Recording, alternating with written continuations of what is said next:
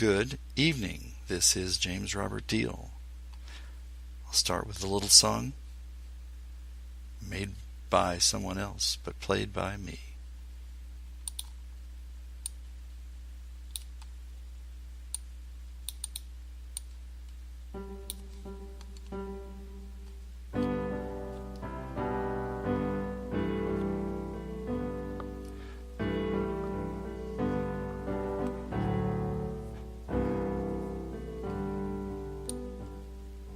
This is the Christmas edition of James Robert Deal News. News is spelled with a Z at the end. Is it supposed to wake you up out of your sleep? Most people are sleepwalking through life. So many frauds going on. It's my job to try to expose them. Being an attorney equips me with a very good bullshit detector. There's a lot of bullshit out there.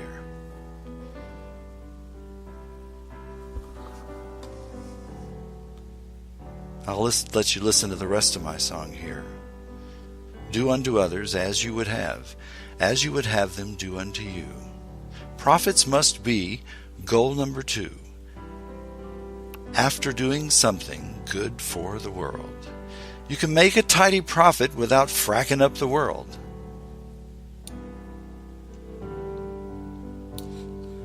Do unto others as you would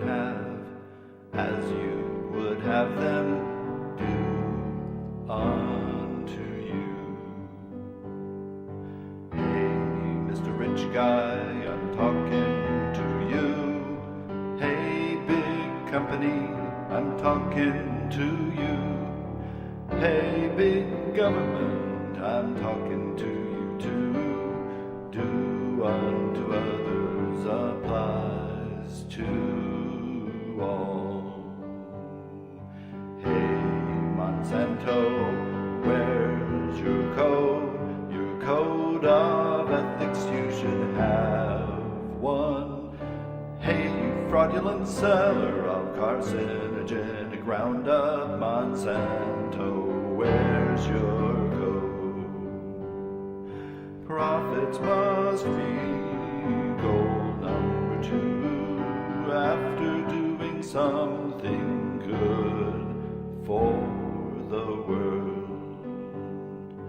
Hey, ExxonMobil, look up, not down, to solar and wind and wave. Stop drilling now, the future is green. Be a big green energy company. Hey, ExxonMobil, stop your fracking ways. Your methane is even worse than your CO2. Quit poisoning the water, quit poisoning the air. Be a big green energy company. Hey, Shell Oil, how much did you spend? $8 billion in the Chuck E. Cheese. You left, you said there was no oil, but really there's a lot. It was Mother Nature's storm that drove you off. $8 billion would build enough solar power to permanently power 230,000 homes. Polluting the world is not only morally wrong, long term it makes absolutely no financial sense. You can make a tiny profit without fracking up the world. Do unto others applies to all. Hey, cattle rancher, take your beeves off the public land. Give the buffalo and the wolf a place to roam.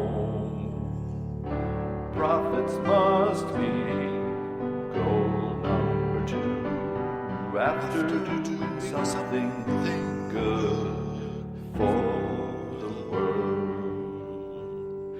And do unto others applies for our descendants, our duty to those billions yet our sons and our daughters for the next 1,000 years. Do unto others applies for all. And do unto our Mother Earth as you would have her be a home for your children.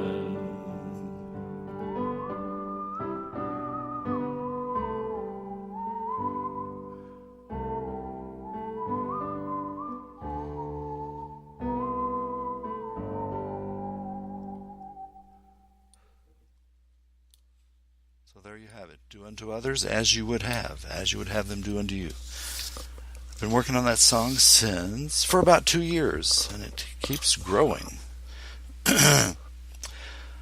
But right now, I think let's start by one of the big issues that most people can comprehend without too much trouble, and that is our traffic congestion problem. It's my proposal that we end traffic congestion by instituting a flexible door-to-door, app-driven van service. Vans of all different sizes responding to wherever people are needing rides.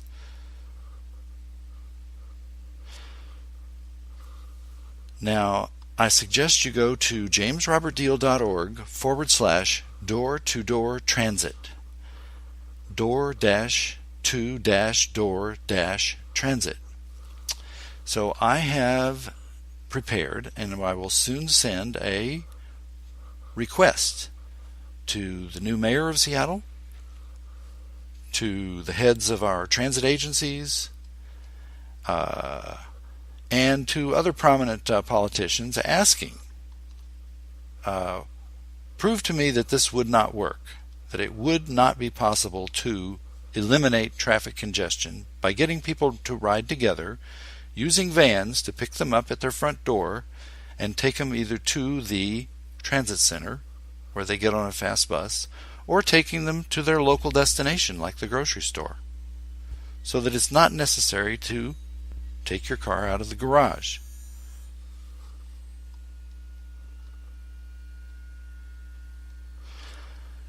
I remember when the freeways were almost empty. This was back in 1970 when I first came to the Northwest. But time continues infinitely into the future, and what was unthinkable then is upon us now. We've widened the roads, we widened them again, and still we have filled them up. They no longer flow at times. And traffic is just going to get worse unless we do something different from what we're doing now. I don't know of any of our transit leaders, any of our politicians who say they know of a way to get out of our traffic jams. No one has proposed a solution. So I am taking it upon myself to give it a try. So go to door-to-door transit under jamesrobertdeal.org, and you'll see the links and you can follow along.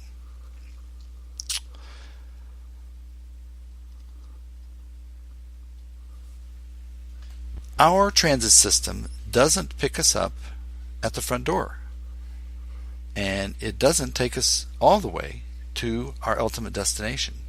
It's up to us to take a hike to a bus stop and there wait for a bus to come by. And then once we get off the bus or off the train, it's up to us to figure out how to get that extra mile to our ultimate destination. I would say we have a last mile problem, on both ends of the transit trip. If you expect people to use the buses and the trains, you have to make it easier for them to get to the buses and the trains. So that's what I'm proposing. A van system which would come and pick you up wherever you are, summoned by an Uber-style app. License the app from Uber and get this up and running in 3 months, so that vans would appear in your front driveway and take you and 5 other people to the park and ride. The cost of the trip, 3 miles, for me riding solo in Uber is $12. For 6 people to do it, that would be $2 each, and the round trip would be $4. Quite affordable. And you would charge for it as an add-on service, but paid for through the Orca system. At some point later in time, you might include it in the total price of the ticket, the bus transit, but we would start selling complete transportation services, not incomplete transportation services, not disconnected transit services, not services which require you to go out and stand in the dark in the rain at a bus stop and wait for a bus to come by like it was some sort of train.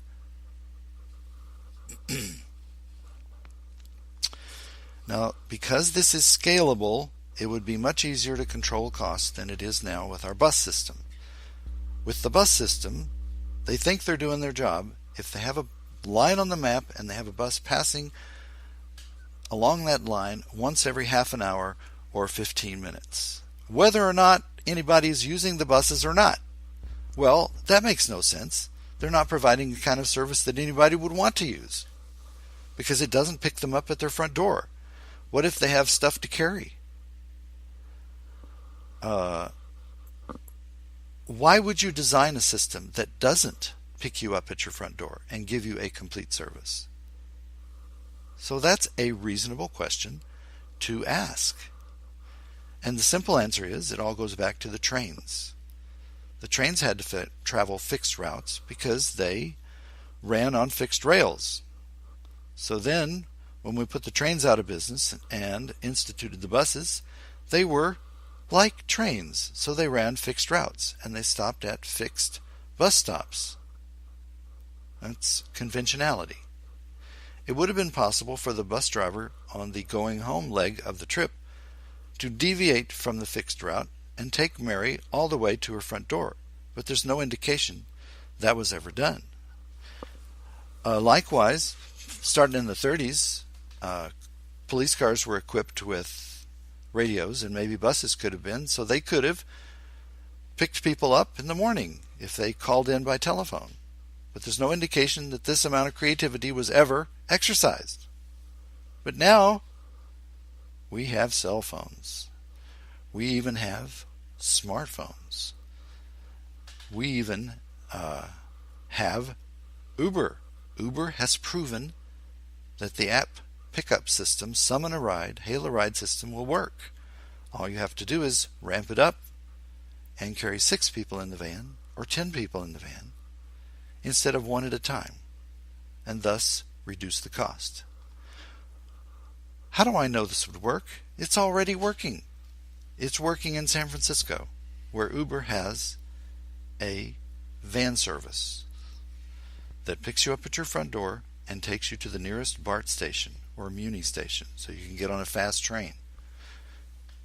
In other words, these vans don't try to take you all the way to your destination. They just take you to the transit center. That's what I'm proposing. Completing the last mile, the neglected last mile of the system. Linking up the system so that it's coordinated, so that it's comprehensive.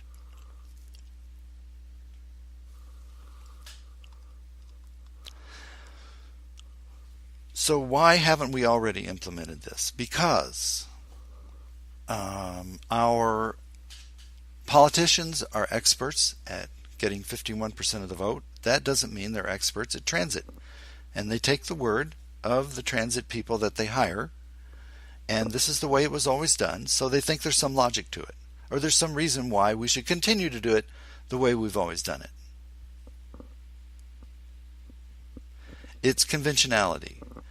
Now, I respect the people who get elected to these offices, all the way up from mayor and city council to the state legislature. These are hard jobs, and they require a lot of time and attention. So I don't want to disparage people who get elected to office.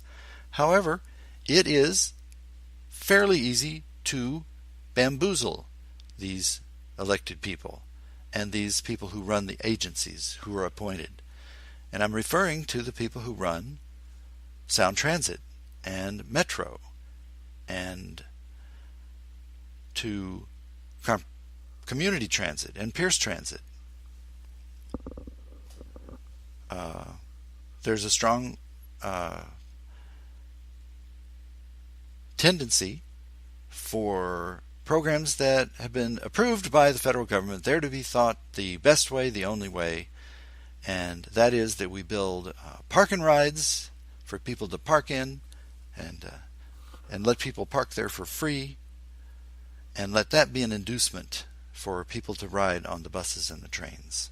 But it's not good enough, folks. You need to provide a way, an easy way to get to and from the transit centers. So that's what I'm talking about. And the proof of concept is that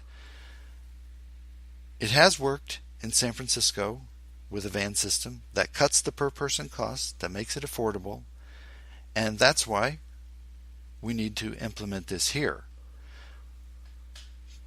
But we need to take it further than Uber in San Francisco has taken it. We need also to provide door-to-door transit to local destinations, so that if you need to go shopping at the grocery store, you can go on your cell phone and get a ride. And it's going to cost you $1 a mile with a $2 minimum. So you can go to the restaurant, you can go to work, you can go to the ferries, you can go to the car rental, you can go to church, you can go to school, you can go to college, you can go to daycare, or send your kids to daycare. You can send your kids to school this way. You can send them to soccer practice, child visitation. And then, when it's all done at the end of the day, you can get out your smartphone and request a ride back home again. Now, why shouldn't we deliver such a service? Why should it be necessary for people to drive their own cars? Why should it be necessary for parents to go pick up kids and take them from one place to the other for child appointments? You know, if kids want to play together now, they make appointments. And it goes into Outlook, and the parents have to take them there.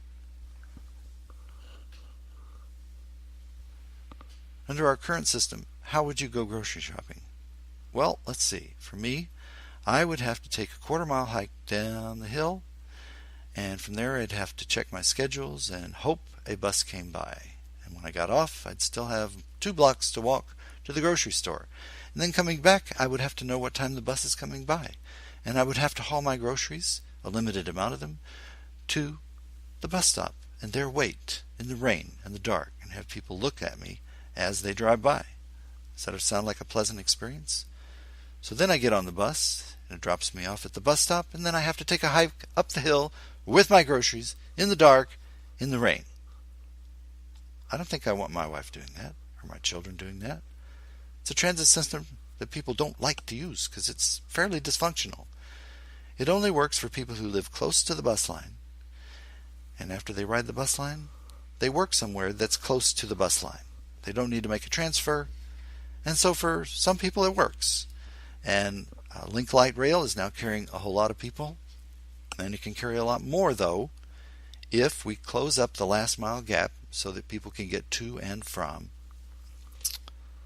their transit center. Security is an issue.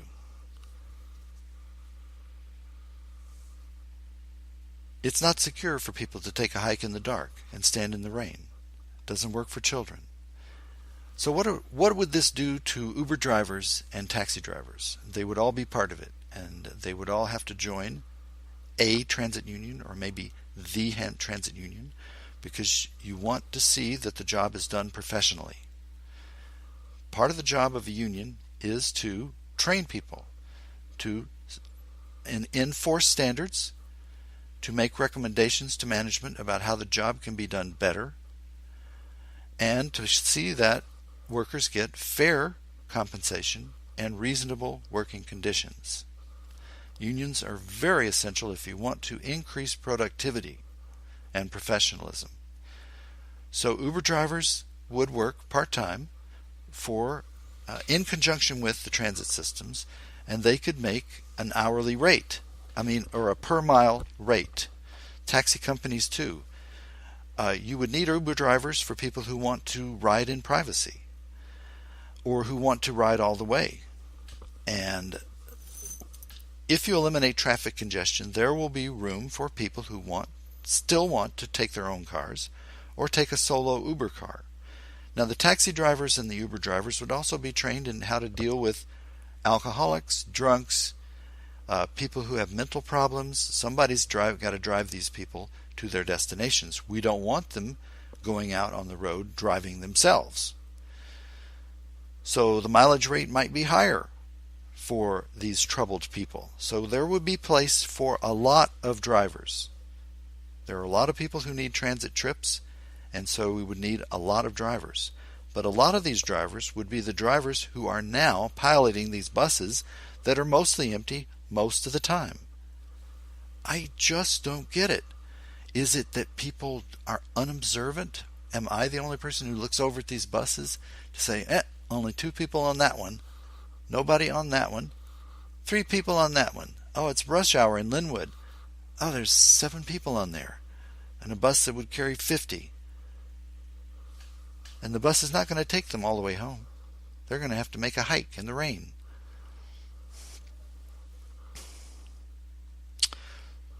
So what we have is very inefficient, because we have buses that have spare capacity, and we have cars that'll carry 4 people, 5 people, 6 people, carrying 1 person.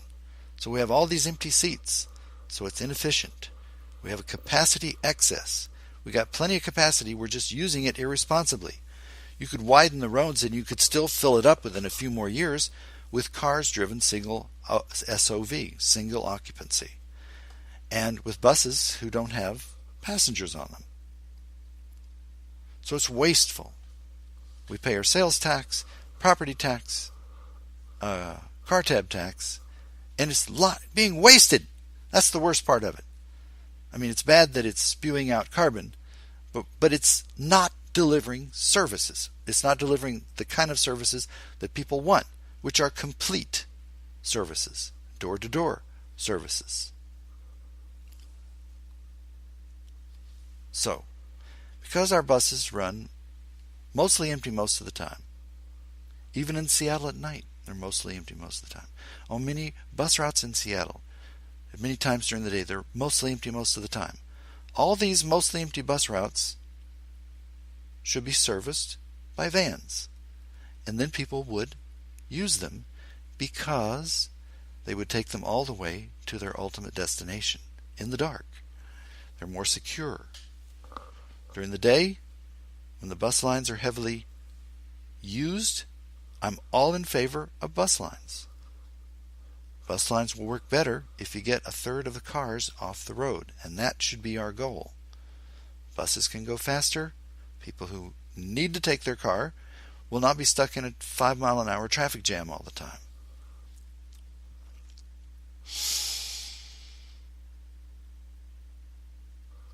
I'm going to take a musical break here. This is a piano piece that I recorded by Johann Sebastian Bach.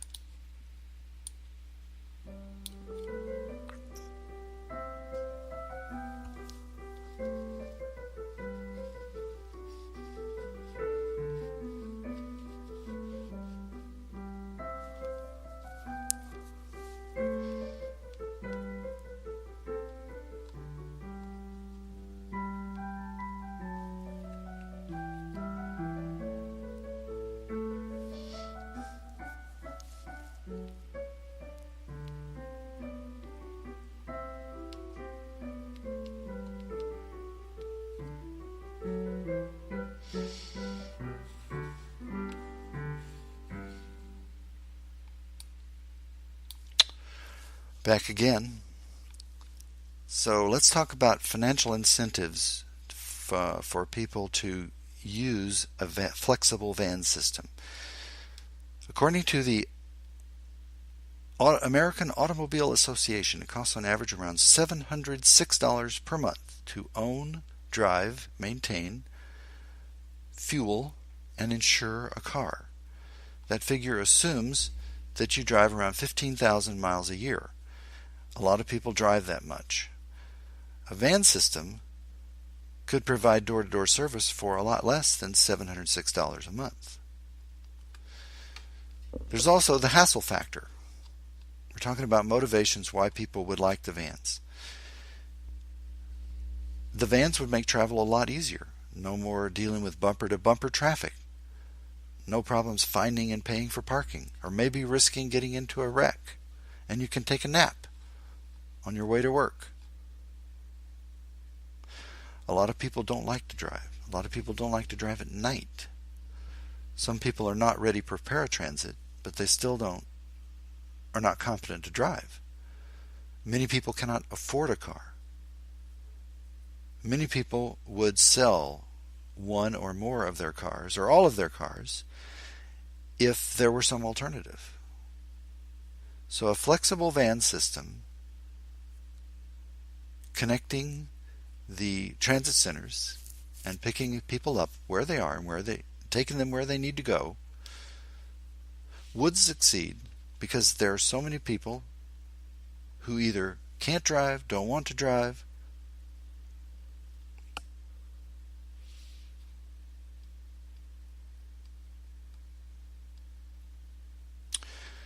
it shouldn't be necessary to own a car to get around. So that's one of the founding ideas in creating comprehensive transportation. It's a transportation utility. So people will use the vans, which will fill up the buses, which will fill up the trains, which will produce more revenues. So we'll run a smaller deficit and have to subsidize transit less, which will free up more money for capital spending so that we can complete Link Light Rail. We should complete it within the next 6 years. Can't do that unless we lower our wasted, inefficient operating expenses wasted on empty buses, and unless we give more riders to pay more revenues. So what I'm talking about would bring more riders to the freeway stations, where big buses could carry a lot of people and rake in a lot of dough, and subsidize, perhaps, this door-to-door service. After the initial period of $1 a mile with a $2 minimum, maybe you would roll it all into the general price of the ticket, or maybe it should be distance related. At minimum, we should charge bus and train fees which cover operating expenses. Now, operating expenses for a trip into Seattle might be $4, $5, $6, $7, $8 per trip. But the price is less if you have more people on board, because your big cost is the driver. He's going to make $50 or $60 an hour when you count all of the benefits and the retirement and everything else. So the cost of running that bus is typically $130 an hour. So if the bus fare is $4, just to use a round figure, then you would need 33 people on board on average every hour. If it does that, in theory, the bus is breaking even. Now, when I look at the statistics on Metro Transit or community transit, there's some things I don't understand about this.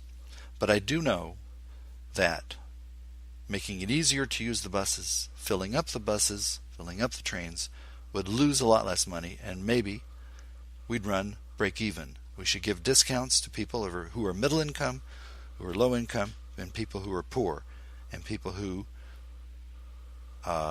perform public services, perhaps.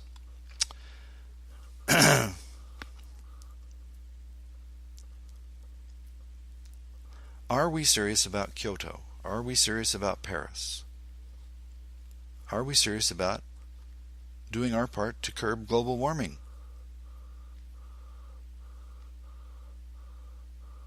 So now it's the goal to hold global warming to 2 degrees centigrade. What? How are we going to hold Mother Nature to 2 degrees of warming? If we have 2 degrees centigrade of warming, then that's just going to be the beginning. The methane's going to be released, and in my song I say your methane is even worse than your CO2.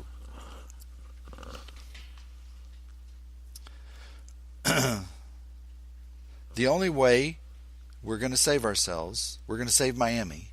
The only way we're going to save Washington, D.C. from being underwater 100 years from now is to stop drilling now. There's one of my songs in which I talk about all new capital in being invested in renewables. No more new capital going into new drilling for oil or gas. You can keep extracting oil and gas, but no new drilling. Hey, ExxonMobil, look up, not down, to solar and wind and wave. Stop drilling now. The future is green. Be a big green energy company. Hey, Shell Oil, how much did you spend? $8 billion in the Chukchi Sea? You left, you said there was no oil, but really, there's a lot. It was Mother Nature's storms that drove you off. $8 billion would build enough solar to permanently power 230,000 homes. You can make a tidy profit without fracking up the world. If you want to listen to the song, go to whattoserveagoddess.com. Do Unto Others, a song by Jimmy Deal. When I sing, I'm Jimmy Deal, which was my dad's name. Seattle could move to alternative sources by insisting that Sound Transit, Metro, and all the others implement a flexible van program and make it easier to use public transit than it is to drive a private car. So how serious are we about this? Do we care about our children? Do we care about ocean acidification, which burning any kind of carbon contributes to, because it increases the CO2 which the oceans absorb? And then we've got the self-driving cars. That's not going to be a solution unless perhaps we develop self-driving vans. A self-driving car still takes up one space on the freeway. Now, it might be a little bit more efficient and maybe avoid a few more accidents, but it's still taking up one space on the freeways.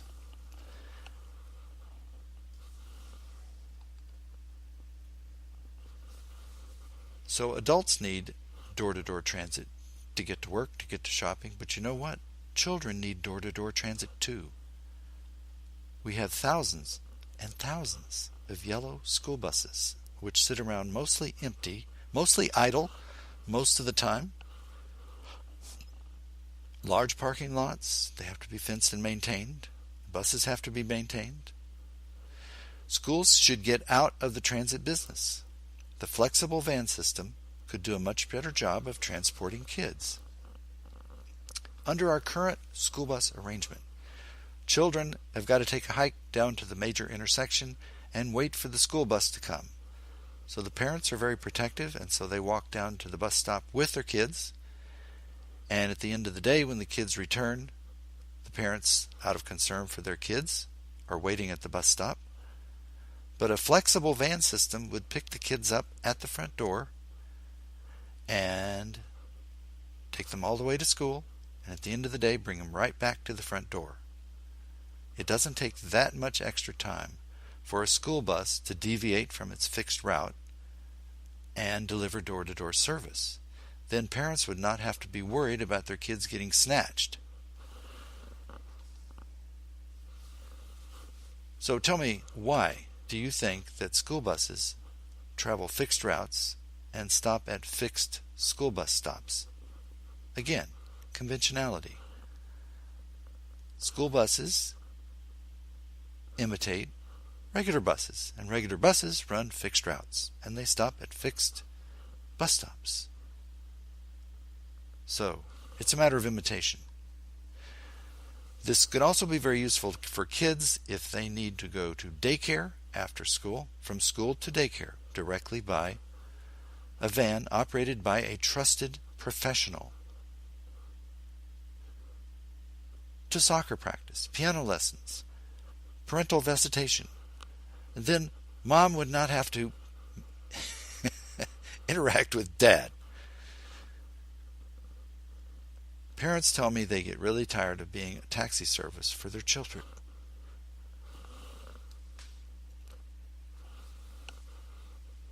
Whether it's Republicans talking or Democrats talking, they're always talking about the rich and the middle class. They don't say a word about the poor. Poor people need door-to-door transit. A lot of them just can't afford $706 a month on average for a car. And it's very difficult to use the buses. For several years, Snohomish County had no bus service on Sundays. On their one day off, people couldn't get to church or to the grocery or to shopping.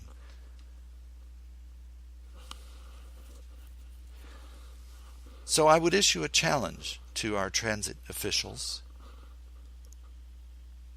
Virtually none of them uses our transit system. When I visited Community Transit to make a presentation, the parking lot was full. And I would bet that there's probably not a single person there who got there by bus.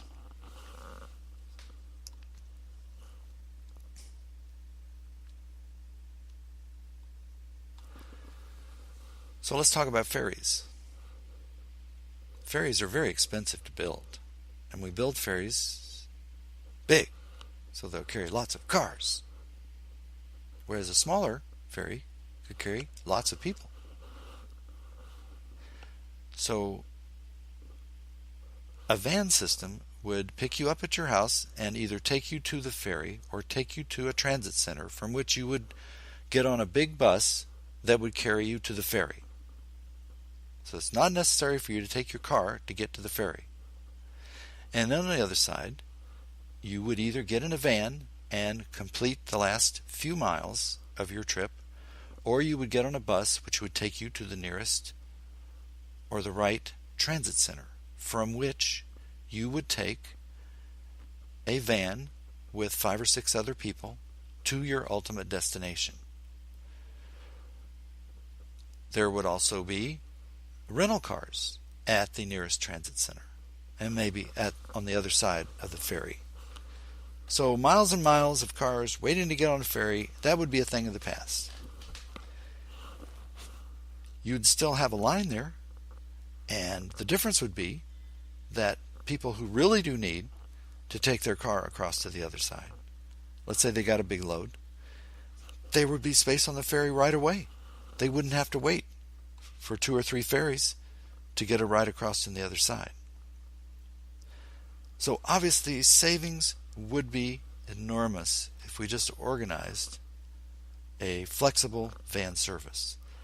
The suburbs need door-to-door transit. In Linwood, virtually all the buses are driven with a few people on board, even during rush hour. So it's easy to visualize how it would service, how it would work here in Linwood. Our Linwood Transit Center has 1,368 parking stalls, and unless you get there before 7 a.m., it's maxed out. We have a lot of people here in Linwood who work at Boeing. One person told me that Boeing parking lot had 6,000 people. Maybe he was referring to the parking lot where he parked. But when you add up all those parking lots, I believe, according to the Seattle Times, the Everett Boeing has 21,000 parking spaces. And with that many people going to the same place, it should be easy to organize buses and vans to take them all the way to Boeing. But you got to pick them up at their front door. My neighbor revs up his car at 3:30 in the morning because he knows that his parking lot's going to be full pretty soon. Let me give you a transit example. I live in a suburb of Linwood, 3 miles from the transit center, and I'm going to a meeting in Bellevue that's 2, 3, 4 miles from the Bellevue Transit Center. So I get out my cell phone, I request a ride. In 5 or 10 minutes, I get picked up. I have a couple of briefcases and a backpack, and I would not have enjoyed a hike up the hill a half mile to the bus stop. So the van has got 6 passengers in it, or 8 passengers, and we all go to the transit center And along the way we stop and we pick some people up and maybe drop a person off. And then from the Linwood Transit Center, we take a 70-mile-an-hour bus to the Bellevue Transit Center. And from there, groups of 5 or 6 or 8 people take another van to a zone or neighborhood of Bellevue in which my destination would be. So I get door-to-door service. And cities need door-to-door service. Seattle is a large city in terms of square miles. It's spread out, and there's lots of places where you'd have to walk a half a mile to get to a bus line. And Seattle streets are getting so full that it's difficult for buses to get through, and we have bus rapid transit in Seattle that's having a tough time getting through because there are too many cars on the street. Even in the heart of downtown, we need door-to-door transit.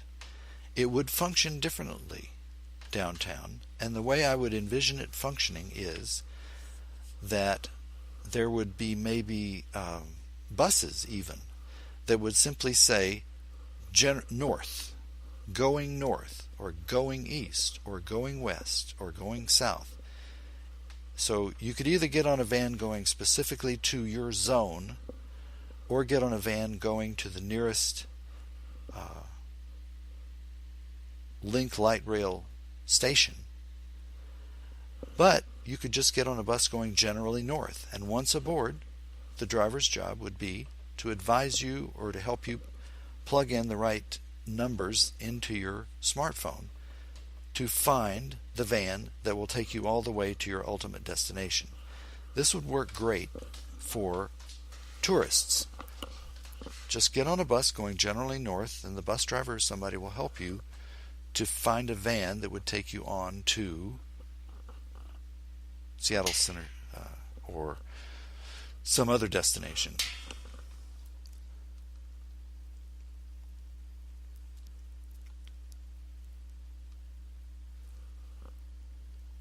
I'm going to take a little music break. Let me pick one out here.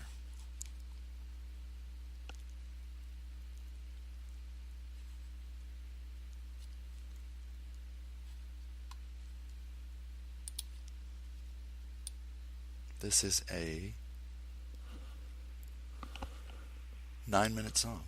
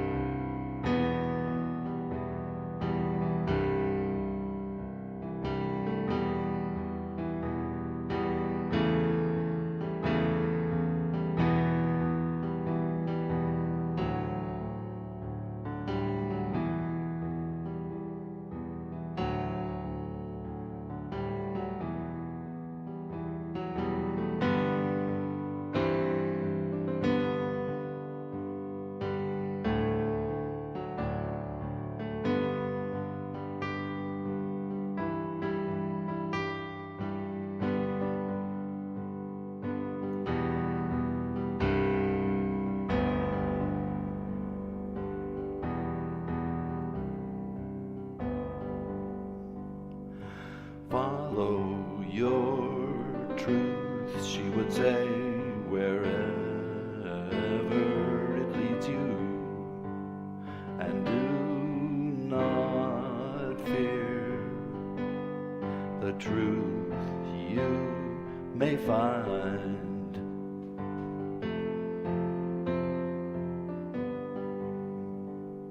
I hope there is a God above.